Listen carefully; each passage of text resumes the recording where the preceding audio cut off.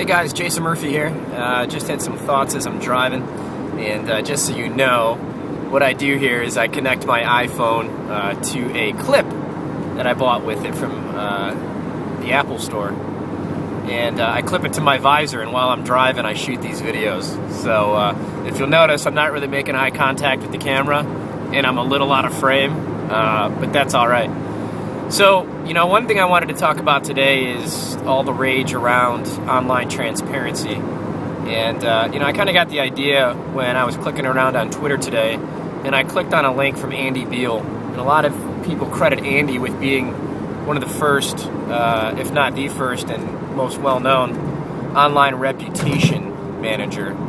And by online reputation, I mean, sort of manages the PR for your brand on the internet.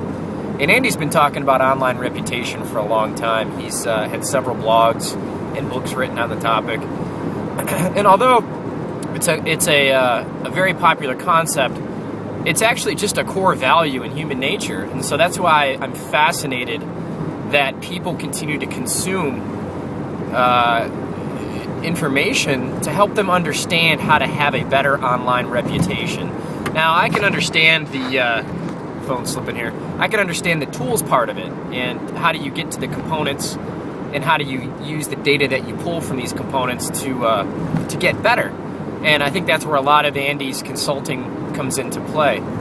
But in general, I mean, if you don't understand the concepts of online reputation management, you don't know what it's like to try to manage your life. I mean, and that's kind of a weird way of saying it's already built into humans. Basically, most humans at least want to be liked, and for the most part, they want to do what's right. Unless there's a desperate situation out there or something, most folks will make the right decision and try to do the right thing. So all you really need to do on the internet is do those same things, and everyone's had a moment where they get ready to do something, and they have a gut check, and they say, should I really do this? Whether it's sending out a blast email to people that didn't opt into your list, or trying some new Twitter software to add followers, or whatever cheat you might be trying to employ. In that moment of making the decision to choose the cheat, you know for a fact you had to check yourself. You had a gut check, and you ignored it and went through with it. That gut check is really the pivot point for your reputation management. And if anything's out there that you feel uncomfortable with, it's your own fault. Now, that being said, there's a lot of stuff that can happen to you from other people. You can have a negative press release come out attacking your company. You could have a big crisis take place, like what we saw with the oil spills in BP. And there's lots of things that can happen online to damage your reputation. But ultimately, the key, and this is what I'm going to bring it all around to, is to have transparency.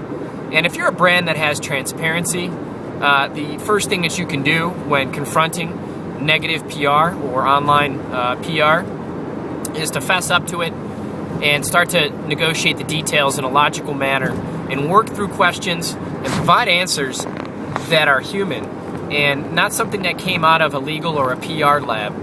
Now, you can leverage some of those things that you need to do in order to fall in line with your corporate communication plan, especially if it's a crisis, but you have to add in some human factor to it. And a lot of that comes down to timeliness.